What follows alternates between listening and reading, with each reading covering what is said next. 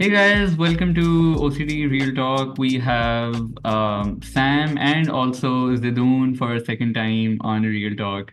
Sam and I were saying, the meme king. A lot of the memes that we post on our Instagram stories and whatnot are often made by Zidoon. That's the And one.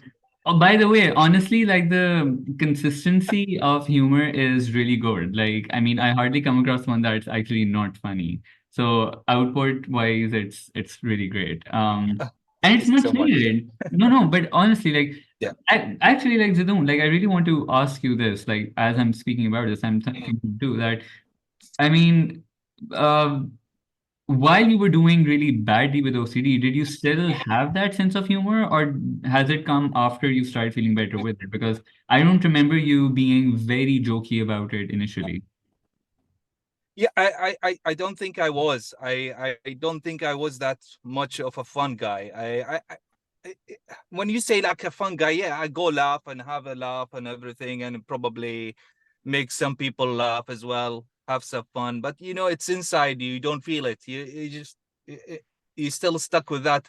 Is if they just know what I have inside me, you just feel you just live in it. You just want the day to continue, and that's it. You just have the fun while the others having it. If he has a laughter, let me join just to make things just hide my OCD somewhere else. Hmm. But Okay. I think now it's more like I think it's the negativity that was before is just turned into something else. I think I'm more happy now. This is it. Yeah, I know. I mean, I think that have like Sam can agree with this as well. I think that when like this big ball of anxiety kind of like goes away from your life, it really brings out your personality even more. Yeah. Even more so, I mean, I would say to some degree, I think even more than, you know, when you weren't suffering from OCD, pre-OCD, it brings out even a bigger personality than that phase of your life as well, I think. Yeah, yeah. Definitely. Yeah, it's really funny you mention that because if I look at my life before OCD, I was probably known as like the class clown.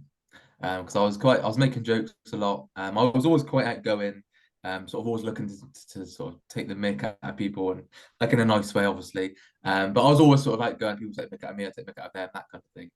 Now, when OCD struck and got really severe, if you saw me, I still tried to keep up the jokes, but I had a very miserable face, very straight faced a lot, mainly because A, I was feeling so shit, but also because I was stuck in my mind 24/7, just going round and round. So if you saw me, yes, I'd be there, but the vacant look, that vacant stare that we talk about a lot, was that looking through like as a barrier in front of you because I was physically there, but not mentally there. So that was obviously I wasn't laughing and smiling when that was going on because I was a million miles away in my head.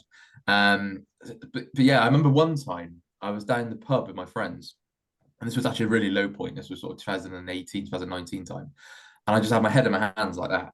Like I felt like I just could because I wanted to because they were all having a great time, right? They were having an amazing time laughing, and I obviously just felt so shit. So I just had my head in my hands, and obviously now I wouldn't ever advise anyone to do that. But because it just felt completely overwhelming, I felt like it was the only way of coping with it. And obviously people then supported me. I got a bit of reassurance that way. I remember feeling very triggered, and it's really sad looking back. But the fact I was like that, just sat in a pub, but it's understandable because of how crap you feel. But that just goes to show how you can just do that. Boom. Someone who's quite funny, quite outgoing, all of a sudden with their heads in their hands.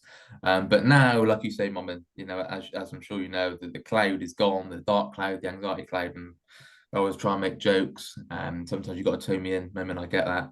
So Yeah. can't make too. I'm like, Sam, calm down a little bit. It's a little too full on.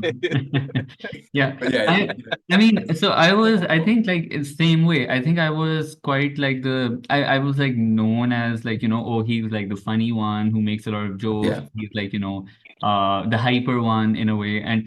But I feel like, and I obviously lost all of that when I was really badly doing, but I have regained that part of myself. But I think I've regained it in a calmer way, if that makes sense. Like I can be like yeah, humorous and hyper and all of that and witty. I still have that, but it's in a calmer way. Before, I was there was I was making jokes and everything, but I could at times feel it in me. I was doing it with a lot of anxious energy as well.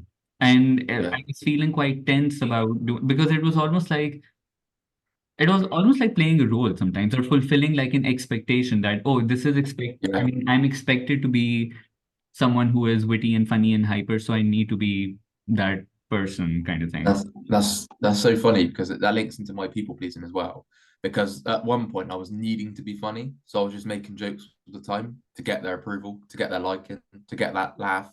Because obviously, when you're dealing with taboo-related themes, you're constantly thinking, "If only they knew, if only they knew this." So to combat that, you sort of go the other way and making constant Yeah, jokes. So I had that need to make them laugh. yeah. So you can see I was just chasing a feeling there, people pleasing. Zidoun, what were you like in school? Well, I think I was much of a just as you guys are probably same. I was a fun guy as well. I mean, I think people with OCD like always hyper. If I think is that's the common thing. But the problem is we are hyper inside the brain. But once that's, as you said, both of you, once that's gone, is like you can see us doing a lot of stuff differently. It's just this energy goes somewhere else. It was just locked inside. I was fun. I was fun. I think I relate to Sam as well. I think it's when you are a people pleaser as well, you just have to be funny sometimes, and it's gone like that. I think I don't recall myself without OCD, honestly. All my life now, just there. I mean, now I feel life because you feel it around you as well. I mean, people, you feel people are different now with you as well, not just you different with people. Is the Yeah. people as well. I mean, I have never heard my wife saying to me, "Oh, I have the best trip ever." And I was just thinking, oh God, it, amazing, just hearing that, and it's oh, the Does that best time. mean traveling with me was torture in the past? Like, what are you trying to say? Well, I think it was torture. I know. I Yeah. probably better. It was torture. I mean, who likes to just take someone and just confess and just So, tell them like, look, I just saw that. I just did this, and Yeah, yeah. no so, one like, as you I know what did, I mean?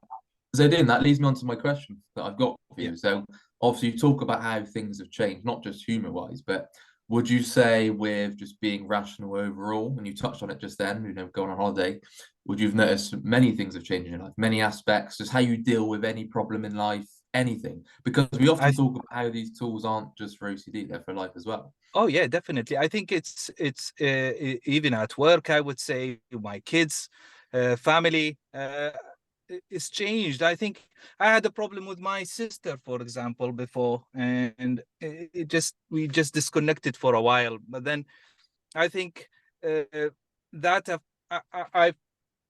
I've initiated a call, and then just to come back together. I mean, I just been so good with the acceptance. I mean, in a compassion way. I mean, is everything has changed. Kids wise, now I used to be very strict on what they do. I was scared so much, not to let them do that or do this or do that. But now it's I can see myself even with them more open. Even my wife saying, "Oh, why are you letting them do this?"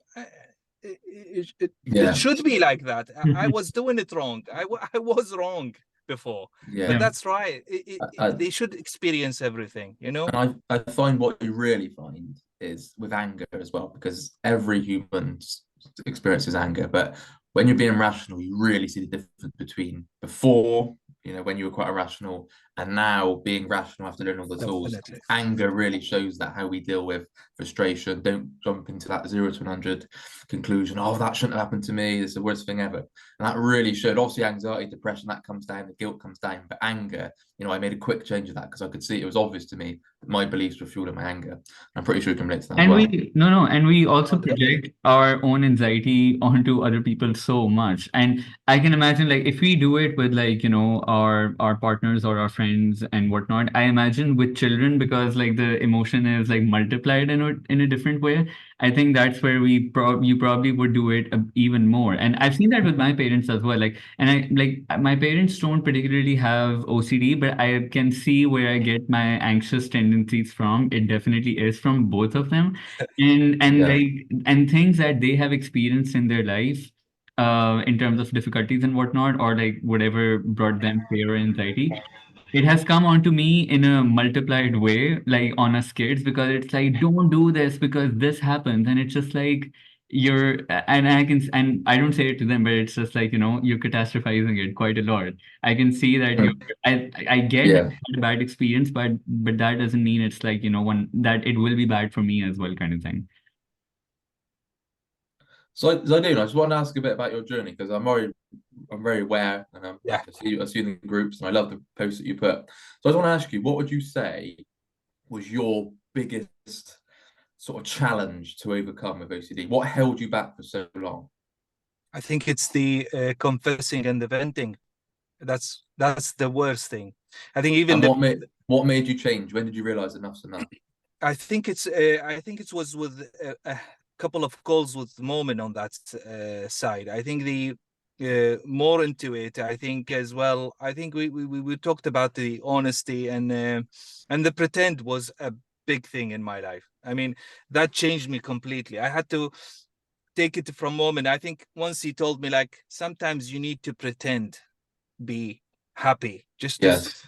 just to go through the day, or I mean, you just make it happening, because sometimes when you see your partner is not,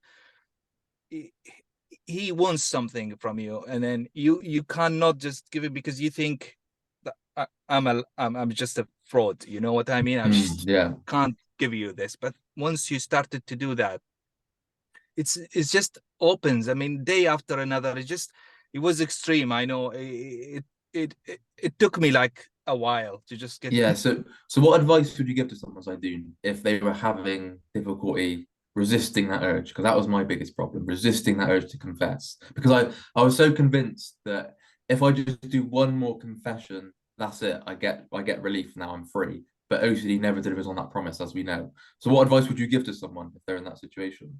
Stop sharing anything. Stop sharing anything. If you're gonna be asked about work, for example, that's it. I'm okay. Doing well. That's it. Honestly, stop sharing anything for whatever it takes, because all of them is gonna take a sneaky reassurance in between. Yeah, and that's the fine line, because you can say that's quite extreme, but we have to go to these measures at times because I couldn't balance confession. I couldn't balance it at all. So I had to go to the extreme of not saying anything at all, like you do.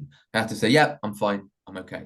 And that was it. Because as soon as I started talking about how I felt or any thought, any memory, real event, I wouldn't stop. So like And I said, also, like, I think balance that. it's really important to highlight that not sharing something right now for the time being that you're working on your recovery does not mean never sharing anything ever again. Because like Zidun, Yeah, like exactly. now that you are like, like almost recovered from it, like you probably now do share things with your wife, but now you can see that it's like, balanced, and it's not like, you're not like feeling like I have to get this off my chest. It's not coming from a black and white point of view. It feels like a normal person talking to, like your partner about just random things in life, Yeah. Yeah, I think you said it before, Momin. You said don't share your fears. That's what's important. Don't share what's related to your fears. I think this is a huge one.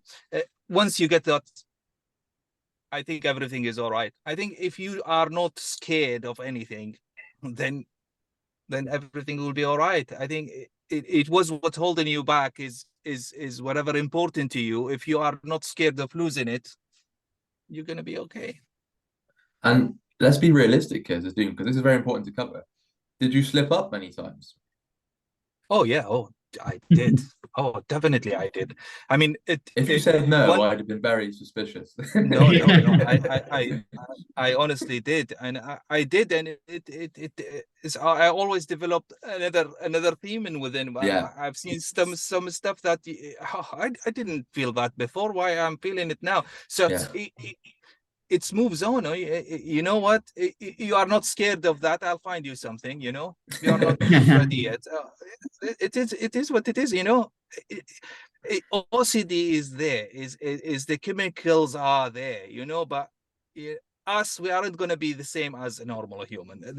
That's something we need to understand. Do you remember? We aren't going to be normal.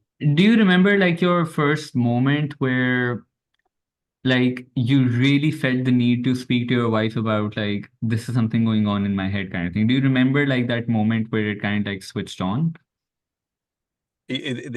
How it just started, Yeah, you yeah. mean? Yeah, I still remember that. I still remember that.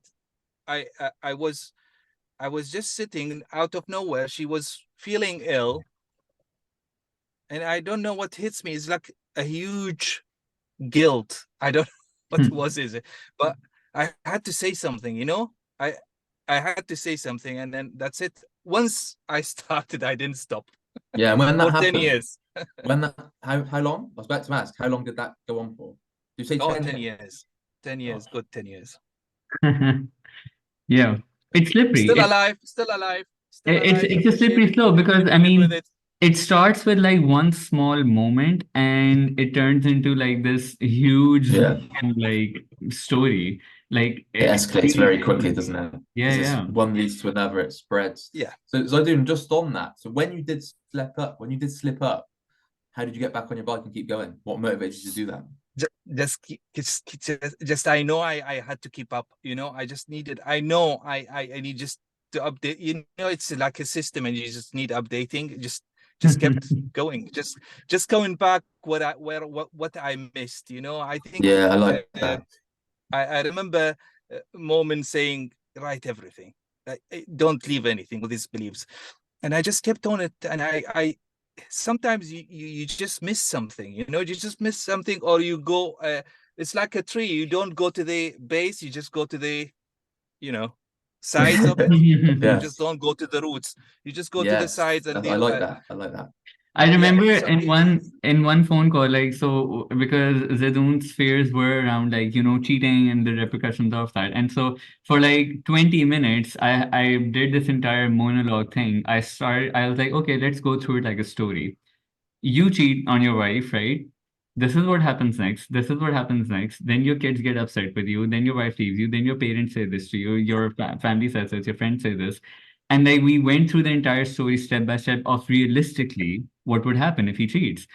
And by the end of it, he was like, I'm feeling so anxious after hearing that entire thing because the thing is that he didn't even want to venture into like what that story would look like. Like a lot of people, spend a lot of time analyzing what would happen, but like for him, it was the opposite, right? And that's where like, OCD is like slightly plays up differently for different people.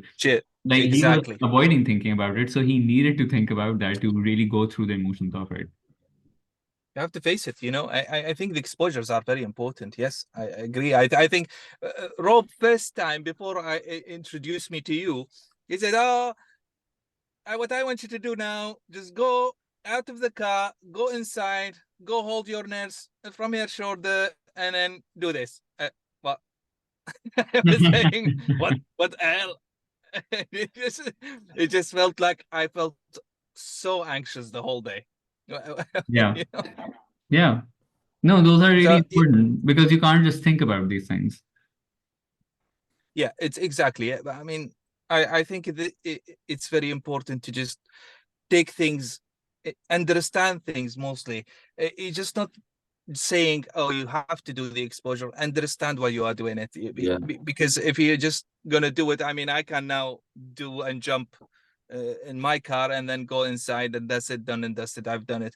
But understand why you're doing it, because if you don't, you won't progress. Zadoon, and like just another question as well, because I know that your fears also used to play out quite a lot at work as well. So, like your family has like, noticed a change in you as well. Have your colleagues noticed any change in you?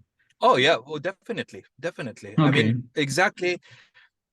I mean, exactly what was Sam is saying at the beginning of the people pleasing.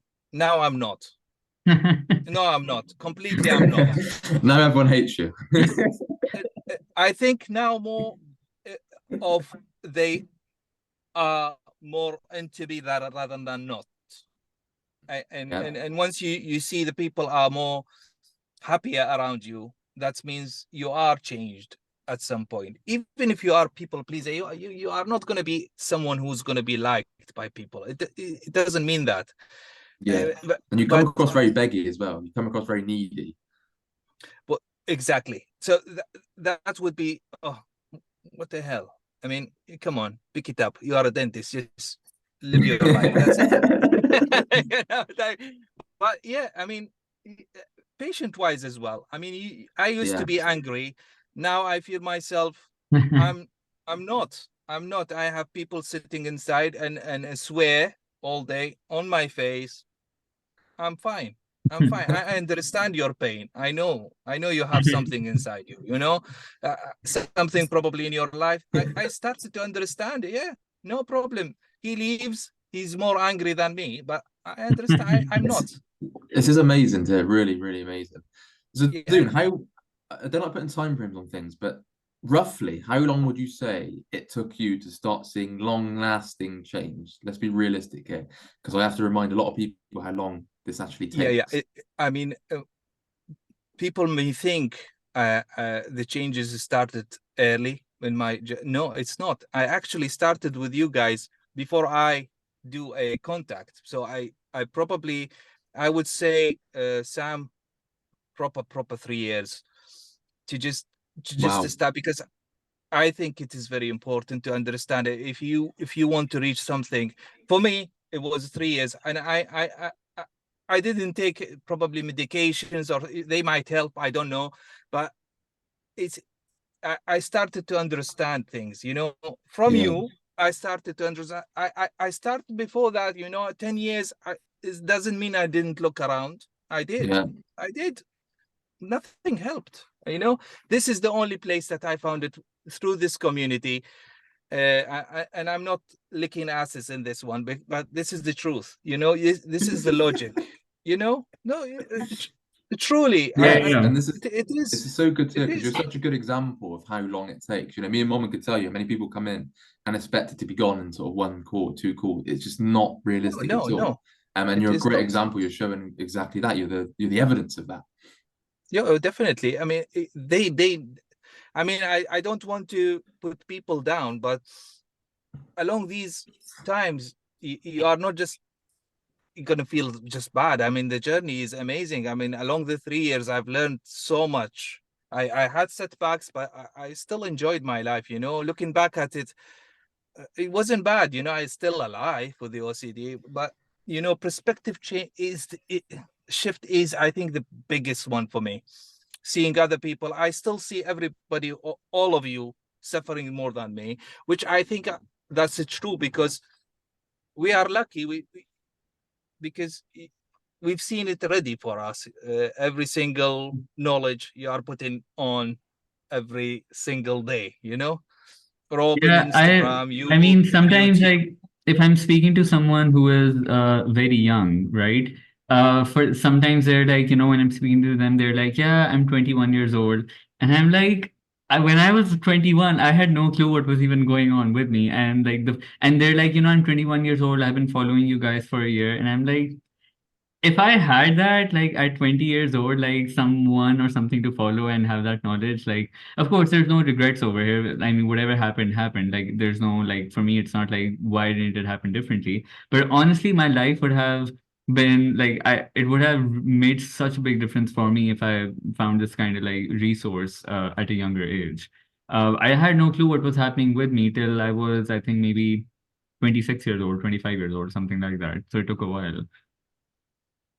And what you tend to find, and as I do just touched on that, that when you start getting better, you build the momentum, don't you? So you actually get an interest in maybe psychology or just how people's brains work. You know, when I looked at unconditional love acceptance, when I started learning about that, it wasn't just doing it for my own benefit. Yes, unconditional acceptance is your own benefit, but then you start realizing, that's how that person's brains work. And anyone in life, if you're having an argument with someone, if you're having a disagreement with someone, you're seeing how they view the world, you're seeing how they view the situation. So this is what we talk about again. This isn't just tools just for harm OCD, POCD, cheating OCD. No, these are tools for life and seeing how other people see the world. And I think that's so important because you get into a stance where you actually enjoy doing it. I got to a stage where I actually enjoyed disputing, which is quite hard for people to Yeah. hear. But I enjoy reading the books and enjoy disputing because I could see the results. Yeah. That's true. And I think like what Zadoon also said, like, and I try to highlight this for people as well. let's say someone comes in the first call and they're like, how long does it take to recover? And I'm like, what if I told you it takes 2 to 3 years? And obviously that's not something that they want to hear. But the thing is, No. like it's so hard to explain to people in the moment, and because I know that they're absolutely convinced that, I mean, because what they hear is that for the next 2 to 3 years they're going to be suffering for those, what is 365 into 3? I don't, someone do the math, but like Yeah. 365 into 3, however many days that is, 1500 something, right? 1600 days, that all 1600 days, every single day is going to be completely like fully chronically anxious, depressed, panicking and whatnot. No, like Yeah. 2 to 3 years means that you are going to start seeing increasing gains. You are going to start having more Yeah. good moments. Hopefully.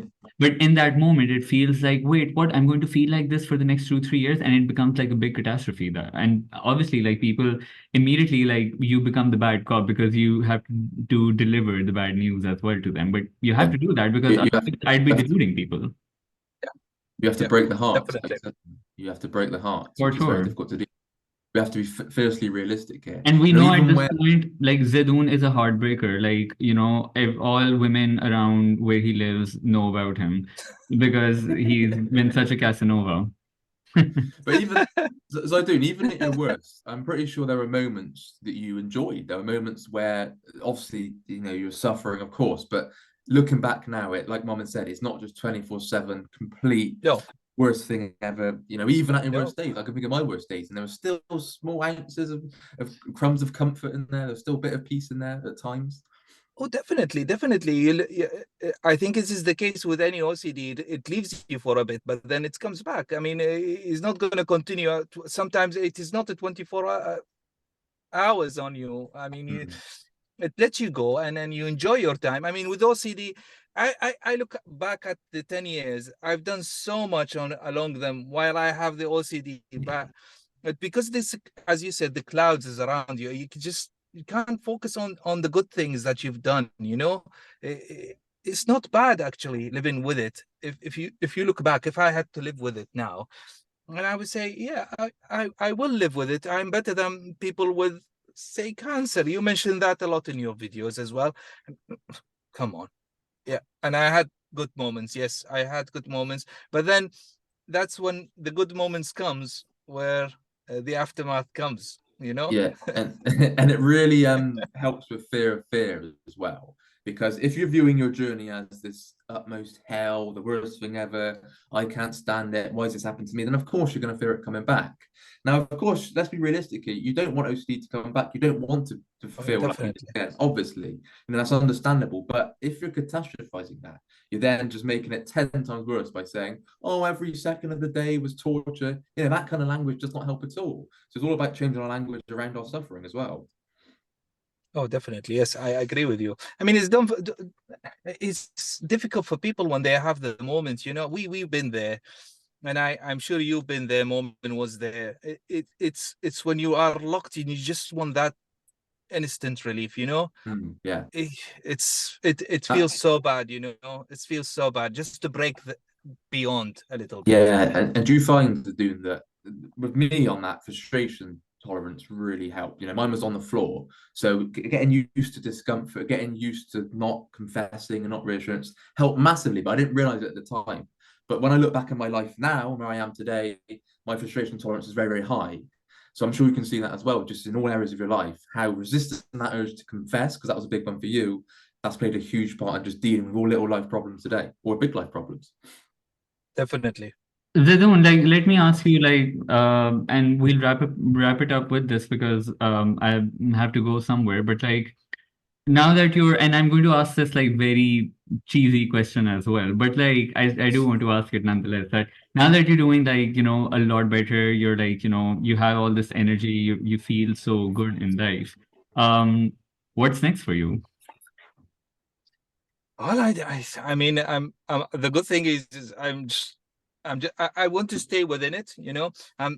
I want to learn more about it.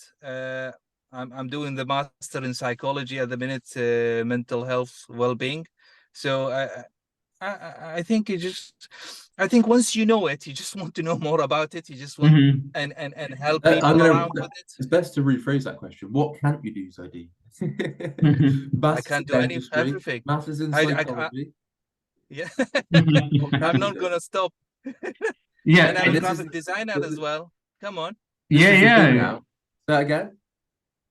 a graphic designer. I have a Yes, BA in graphic exactly. design, so But that's the thing, this is exactly what happens where once you go from the other end, once you come out of the suffering, once you recover from OCD, you feel like, right, how can I really go for life now? And you are a great example of that. Look what you're going for. I mean, you put a great post in the group the other day. You know, I think you were laughing to your wife how busy you are, how much you've got on, but you're embracing it now. You're bringing it on. You're not running away from that, which is awesome. exactly. Exactly. This post was meant to moment to just say thank you for these good moments, but I thought it is can shift them a little bit for other people to just to see Hmm. how it's gonna be. You know, just it's gonna be so good. I mean, once you recover, I mean, it's so cheesy to say once you recover because you are not gonna wake up the next day. Yeah. I recovered. It as you are running, you know, it says say 50K, and people who never run, they cannot expect to run 50K in next day. You know, you need time. You should There's a do marathon. you should next you should become an expert dancer. I think that's next on your list. Well, I'm rubbish at dancing, honestly, Mom. I tried the other day. I've done everything, you know. It's just people are We not need liking it. video proof of whether you did it or not. Well, I hope I'll find something, you know. Hopefully, someone just did that for me. Okay, all right. But Zidoon, we'll do another real talk with you as well, and we'll try to cover some Thank you more so topics much. as well. But guys, thanks for being here, and I believe you guys are meeting up soon as well. So have fun, send us pictures, Will and do. Thank you. yeah, always a pleasure. See you guys. Awesome. Bye, everyone. Thank you, guys. Bye.